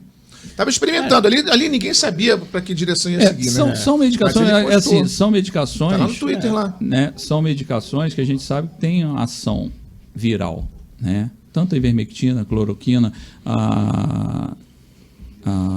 esqueci o nome das substâncias, a azitromicina, mas É porque eu falar nome comercial aqui fica uma coisa meio... Não, fica à vontade. É a Anitta, eu esqueci o nome da substância. A Anitta. Nitazoxanida. Então, assim, são medicações que têm ação, né, antivirais, a gente sabe que melhora, né? Tanto que você faz tratamento para muitas coisas com a hidroxicloroquina, você faz com a ivermectina, né? Na África, por exemplo, há um programa de uso da ivermectina para antiparasitária, né? E você vê que na África a Covid não foi uma coisa que passou, você não vê grandes notícias sobre, entendeu? Será que foi ivermectina? Será que é ivermectina? Entendeu? Então, Pode assim, ser, eu acho que faltou estudo. É feito estudo. Entendeu? Mas estudo macro, não é você pegar uma população e cada um no seu cantinho fazer, né? Então, assim, é coisa que a gente vai ter ainda que debater isso. Ainda vai gerar muito debate. Deixar uma coisa clara, a gente não está mandando ninguém tomar remédio não, aqui. Pelo amor a gente de Deus. também não está falando que isso não funciona ou que funciona. Sim, a gente só está trocando ideia aqui, cada um tem a sua opinião e cada um vivenciou essa pandemia de alguma forma aí. E até hoje, né? Até hoje isso é muito questionável. Sabe uma coisa que, uma crítica aqui, mudando totalmente de assunto, mas me veio a lembrança aqui agora? Fala, doutor. Nessa pandemia, as escolas tiveram que fazer aquele aula online. Sim. Né? Rapaz, as escolas de Macaé não deram prosseguimento a isso. Se o seu filho testar positivo para Covid e tiver que ficar 5, 6 dias, 7 dias, uma semana em casa, ele não tem a possibilidade de assistir aula, não tem aula online, tiraram isso. Tinha que continuar, né? Isso aí eu acho que foi uma coisa muito positiva. Acho que toda aula devia ser gravada e disponibilizada ali na internet. Ó, a criança está doente, não pode ir para aula. Tem aqui o link, está aqui, você assiste a aula na mesma hora facilita, de casa. Por que pararam com isso, né? A telemedicina ajudou muito também, né? Hoje, as consultas, tem muita consulta online hoje. Não é a mesma coisa de consulta presencial né? Mas ajuda bastante. Dependendo do que for, você consegue resolver. Tem coisas que você tem que examinar, você tem que... Né, não tem jeito. É uma coisa... Mas eu acho que o doutor está certo. Eu acho que essa pandemia ainda vai gerar muita discussão. E para a próxima década aí, né? Vai virar estudo de casos. Uma coisa única, né? Diferente, né? Nunca parecia filme de ficção científica. Sim, né? pô, todo mundo em casa. Todo mundo em casa, tudo fechado. Você tinha medo de tudo. Chegava em casa, tinha que arrancar a roupa toda. Era uma coisa assim, assim. Você entrava dentro do hospital para chegar em casa, como é que você ia entrar? Aí você ficava, vou contaminar todo mundo. O medo era... Criou-se um medo, né? E com o medo você vai manipulando todo mundo, né? Mas assim, tinha necessidade desse medo todo, assim, realmente? Foi um exagero? Eu acho que isso foi uma coisa meio que para causar pânico, entendeu? Isso eu na minha que maneira de eu ia ver, começar tinha até uma brincadeira que ia começar o Jornal Nacional, a pessoa já botava logo um capacete, pegava a máscara, vamos fazer o Jornal Nacional, bota máscara aí, capacete, aquela face shield, né? Face shield, bota ali, vai começar o Jornal Nacional. E desse jeito, rapaz. Não é por aí mesmo. Ele dava medo. Eu não assistia, não. Assistia, não, pô. Filme de terror. Rapaz. É isso aí, gente. Acho legal. Só para descontrair aqui. Tem muito amigo meu que é bolsonarista, né? Muito. E eu convivo muito bem com bolsonarista, não. No meio. E eles metem um pau na Globo, cara. A Globo é isso, a Globo lixo, não sei o que lá. E metem um pau no... E a maioria tá assistindo Pantanal agora, velho. Todo mundo assiste Pantanal, entendeu? Ô, Revim, todo mundo... Você assiste Pantanal, Revim? Não. Eu tenho vários amigos e eles não contam que assistem. Porque não pode assistir Globo. E Globo virou comunista. A Globo virou comunista. Gente, a Globo virou comunista. Que a Globo, ela, o que mais a Globo bateu é que a galera não tem memória, né? Foi no Lula. O Lula apanhou 10 vezes mais que o Bolsonaro. Né? A Globo quase que prendeu o Lula. Entendeu? Uma injustiça, né, Fabão? Uma injustiça, né? Não, eu acho que o Lula tinha que ser preso mesmo. Eu só acho que o Lula tinha que ser preso pelo crime que ele cometeu. Entendeu? Qual é o crime que o Lula cometeu? O Lula, não, na minha opinião, tá, gente? O Lula foi presidente de um partido corrupto, PT. Roubou muito, como todos roubam. Mas o PT roubou e foi descoberto. O Lava Jato foi aí, pegou. Ele tinha que ser preso por isso. Só que não conseguiram associar ele com os roubos. Aí prende o Lula por causa de triplex, por causa de pedalinho, por causa de fazenda. Eu tô falando. É isso que eu tô te falando. Triplex era o troco. O Moro, que foi desmascarado depois, até os bolsonaristas agora batem no Moro, né? O Moro, ele pegou, ele fez subterfúgio para prender o Lula. Eu acho que o Lula tinha que ser preso mesmo, porque foi uma roubalheira assim Não, foi, mas meu amigo, poder judiciário. Você bota a mão no fogo pelos novos juízes? Eu não boto não, irmão. Eu não boto, tanto que agora inocentaram ele tudo. Então, inocentaram não, né? Não sei lá o que aconteceu. Então, irmão, quer dizer, o Lula... porque o pessoal fala assim, quem não gosta de Bolsonaro é Lula. O Lula roubou, o Partido dos Trabalhadores roubou. Eu acho um absurdo e ele vai ganhar agora. Seu pai é aposentado da Petrobras, não é? Aposentado da Petrobras. Recebe a aposentadoria integral direitinho? Não. Por quê? Ele perdeu mais de 30%, 40% do plano privado que ele pagou a vida inteira. Mas por causa de quê? Por causa de roubalheira. Roubalheira. Mas é isso que eu falo. Mas eu não vou envolver. Roubaram o Petro. Eu acho o seguinte, todos os partidos, se eu tomar mais eu vou ser expulso daqui. Todos os partidos roubam, todos. E pegaram o PT, né, nessa questão. E demonizaram o PT, porque eu acho isso ruim. Né, mas demonizaram. Hoje o PT, digamos, eu acho que, assim, minha opinião, o Lula vai ganhar a eleição e a gente vai ter meio que uma guerra civil aqui. Que as pessoas não vão aceitar. Como não aceitaram a Dilma ganhando. Tiraram a Dilma. Vai dar ruim. E se o Bolsonaro ganhar, vai dar ruim também, porque ele é péssimo gestor. Então, para mim, ele está ruim dos dois lados. Pelo menos no plano federal. Mas é isso, minha opinião. É muito difícil, né? Pra política é bravo, né? Doutor, tem que analisar isso com carinho, né? Qual seria o posicionamento do doutor Augusto aí? Esquerda, direita, centro? Vai lá, doutor. Não, essa questão, assim, eu acho que a gente tem que ver o que está acontecendo, né? E tentar seguir aquilo que é melhor para o país, né? É lógico, a gente já teve a experiência passada, como ele está colocando aí, a gente já viu o que aconteceu, né? A gente teve um presidente eleito agora, que está fazendo o seu governo, ou tentando fazer o seu governo, né? Vou discordar de você, porque, porra, a imprensa está... A imprensa, né? Não as redes sociais em si, porque as redes sociais estão em briga, cada um defende o seu, mas a imprensa, de uma maneira geral, ela tem batido muito.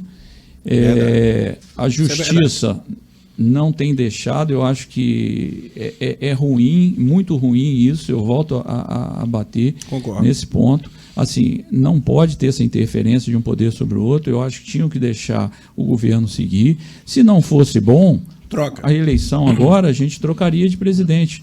Mas, assim, a coisa está tão num caminho de guerra, de bater, de coisa, que você fica assim, poxa, aí você vai ter que escolher um lado, para qual lado que eu vou. Você perdeu aquele poder de chegar e falar, não, vamos trocar tudo aqui, então, vamos achar uma pessoa melhor, entendeu? Não é que não tenha, nem vai aparecer, nessa briga não vai aparecer, porque o cara vai ficar ali levando pancada e de bobo.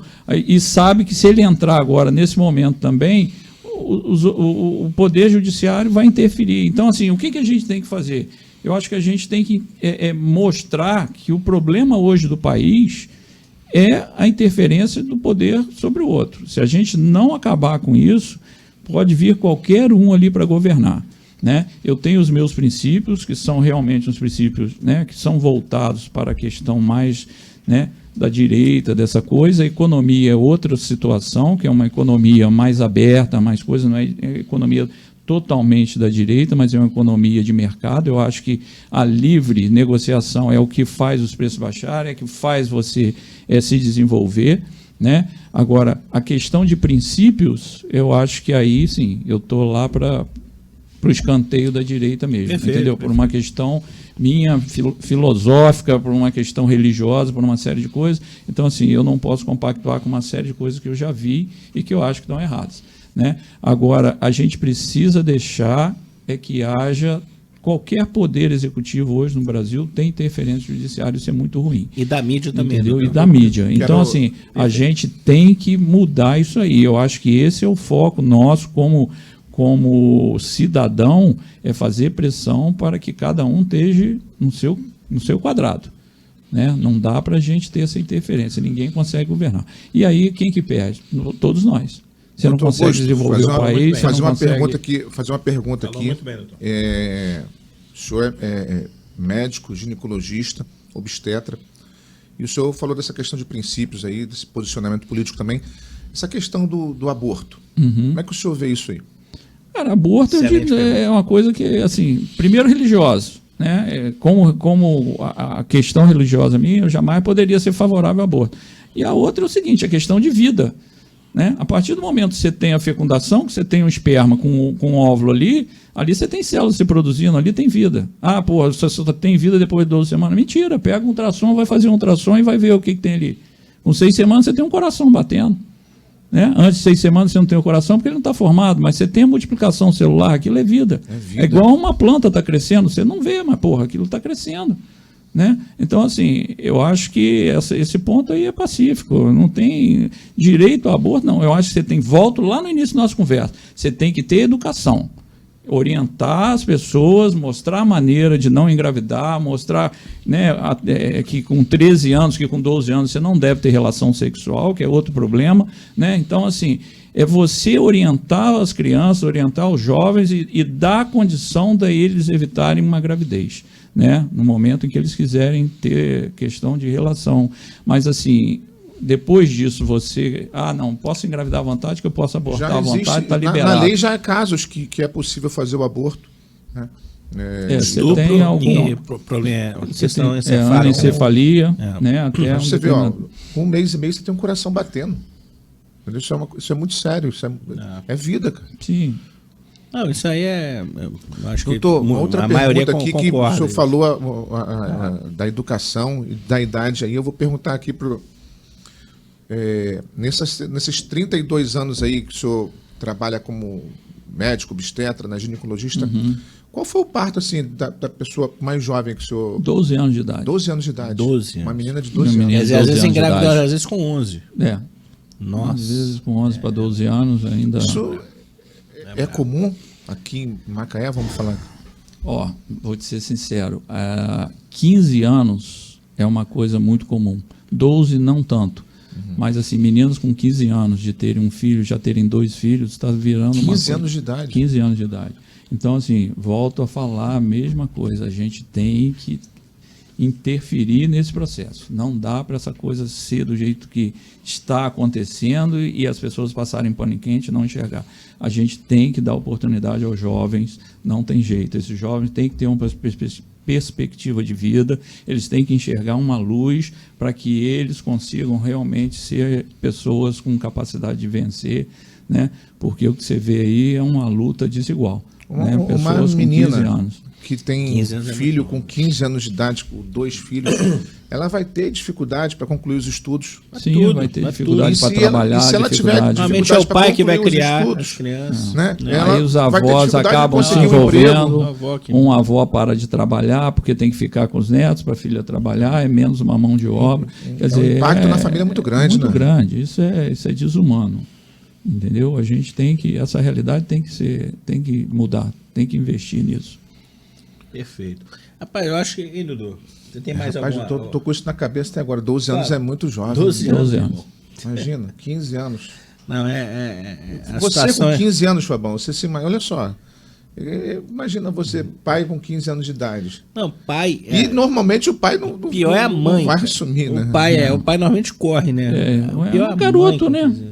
Normalmente é um garoto de 15 anos, 17 anos, quer dizer, outro adolescente. O cara não vai, não tem... o pai, a mãe, a avó, o tio, alguém vai envolver os avós nisso aí, a menina que vai assumir todo o risco disso aí, vai, coitada. É triste.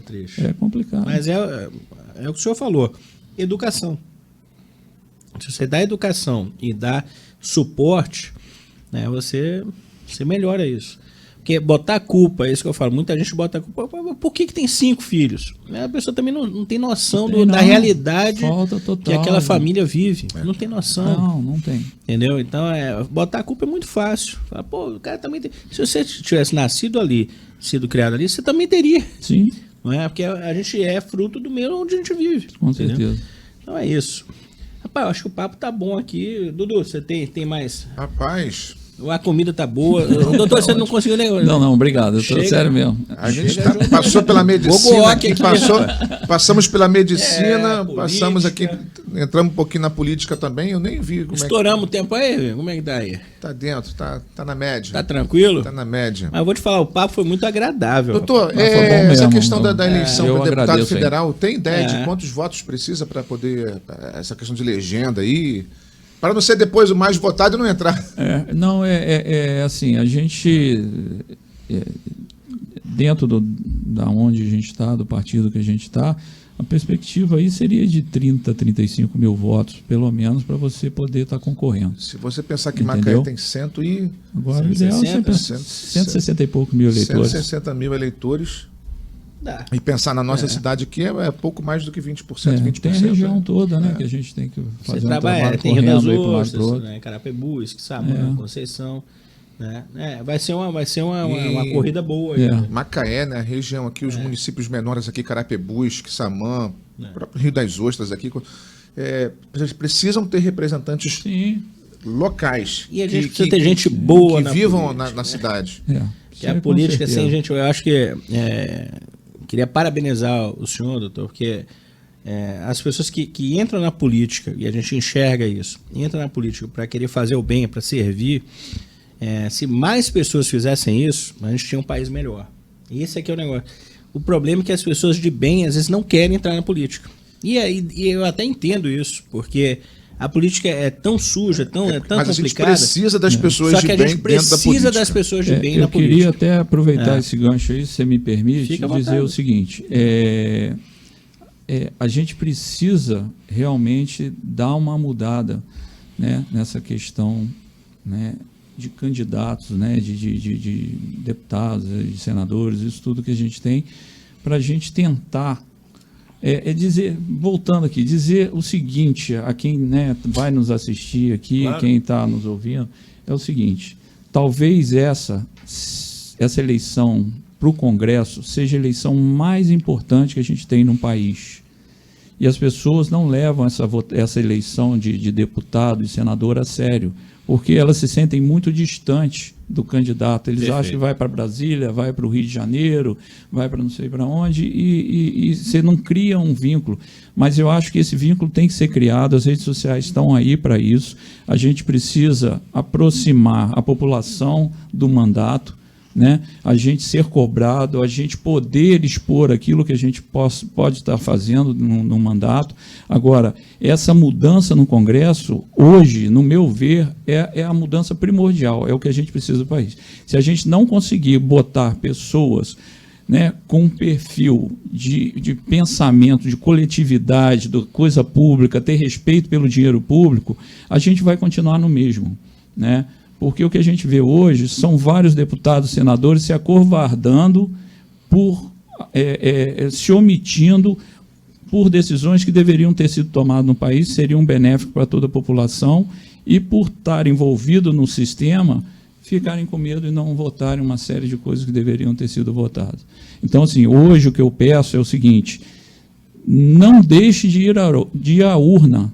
Né? É importante você ir à urna e escolher aquele que você achar que é o melhor para você, para a sua região, para a sua cidade, para aquilo que você pensa. Agora, deixar de votar, isso é muito ruim, né? A gente está deixando que outras pessoas com pensamentos que talvez não sejam os melhores sejam eleitos.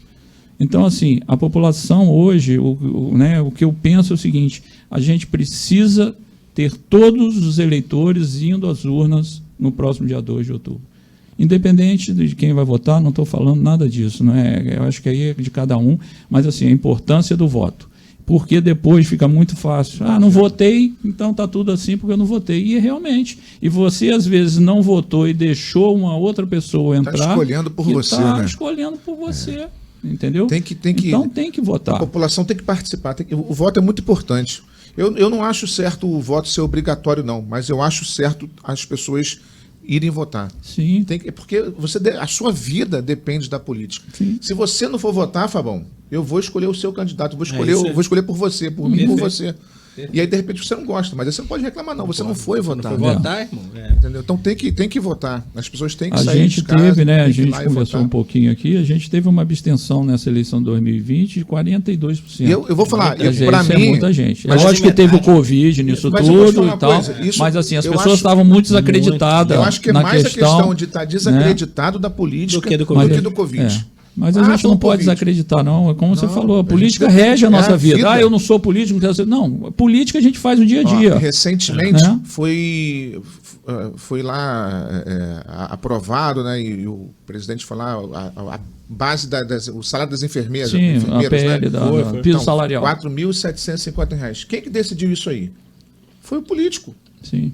Foi votado lá. Então, assim, quem vai ser beneficiado? Os enfermeiros lá, os técnicos, né? De enfermagem, auxiliares. É uma porcentagem, cada um ganha em cima daquilo ali. Então, assim, a política, ela trata da vida da pessoa. Tudo, né, que vai você vive hoje não dá para ficar vai fora. Vai impactar então, assim, o dia a dia de todo mundo. É importante, todo mundo estar presente, todo mundo votar. Entendeu? Independente de pensamento político, do que pensa, mas tem que votar. Uma outra coisa também que eu acho muito importante, a primeira eleição foi para vereador? Para vereador. Foi a primeira vez? Primeira vez. Foi 1.223 votos. Isso te motivou? Isso me motivou, foi mais, eu vou te falar assim, as pessoas te darem a credibilidade. Exato, é isso que eu queria chegar. Sabe o que eu vejo, como é que eu enxergo essa eleição para presidente? Eu não vou votar no fulano porque ele não vai ganhar e eu quero tirar o outro. Cara, eu acho que você deve votar em quem merece o seu voto. Sim. Você não é time de futebol que você tem que torcer pro cara. Você tem que votar na pessoa que merece o seu voto. Esse cara aqui merece o meu voto. Mas ele não vai... Se ele não ganhar, é outra situação. Mas ele merece o meu voto. Uhum. Entendeu? Perfeito. Qual vereador? Mas esse vereador aí não vai ganhar. Esse cara não... Mas esse cara eu conheço. Ele é bom. Ele tem umas ideias boas, ele merece o meu voto. Perfeito. Esse governador aqui, mas ele está em último na pesquisa. Cara, mas esse governador aqui, eu confio nele. Ele merece o meu voto. Então, assim, eu acho que você deve votar em quem merece o seu voto. Você não tem que ficar, vou votar porque eu quero tirar... Aí você deixa de motivar um outro político, uma outra pessoa ali que merecia o seu voto. Sim. E não ganhou porque você resolveu, não gosto do outro, então quero tirar o outro. Não é futebol, né? Enfim, eu acho que o voto é uma coisa, esse cara merece meu voto. Se ele não vai ganhar, é problema que ele não vai ganhar, é outra história, mas esse cara, ele merece meu voto. Entendeu? Por aí mesmo. É importante, né? E até para você poder cobrar e discutir depois, né? Não estou satisfeito, eu votei, não deu certo. Daqui a 4 anos você vai trocar. Entendeu? Aí é outro trabalho. Né? Mas a gente tem que ter essa oportunidade, assim, e todo mundo tem que votar justamente para poder ter, né, a possibilidade também de discutir, de cobrar, e as redes sociais estão aí para isso. Né? Você tem toda a facilidade hoje de chegar ao candidato, a quem esteja lá no poder e cobrar. Isso aí é importante. Tem que participar do mandato, né? do pleito, não tem como. Você tem que estar... Doutor, envolvido. Queria agradecer demais a sua presença. Eu que agradeço a sua oportunidade aqui, vocês não têm noção. O doutor, além de ser uma simpatia aí, gente boa demais e falou muita coisa importante aqui, né, Dudu? Cara, muita coisa. A gente pegar uns quadros que tava... Grava aí, grava, que é importante isso aí. Tá vendo? Eu penso igualzinho. É isso aí, rapaz. Então tá registrado, tá tudo registrado aí. O programa ele vai estar no ar... Daqui a pouco, Daqui a pouquinho. Na realidade, quando estiverem vendo, a gente já está no ar, né? Mas a ideia nossa aqui, o Primeira Mão, assim, a gente está nas redes sociais, no Instagram, no Primeira Mão, no YouTube. Primeira Mão Macaé. Primeira Mão Macaé. Aqui, seguindo isso. E vão acompanhando a página aí, acompanham o trabalho da nossa equipe aqui, que é por Macaé. Né? A gente está aqui para mostrar as coisas de Macaé, as pessoas de Macaé, dar voz para todo mundo. E é isso aqui, um bate-papo descontraído. Quem não conhecia o doutor Augusto, com certeza gostou demais. Obrigado, gente, pela oportunidade. Foi bom, foi ótimo. Bem bacana, né? A gente está se conhecendo também, né? Assim, e vamos continuar aqui, vai continuar a prosa aqui, comendo um gogo-rock aqui, né? E a discussão continua aqui, né? Gente, obrigado. Quando corta, mas é o pau quebra aqui, voa a cadeira e tudo. Valeu, galera. Valeu.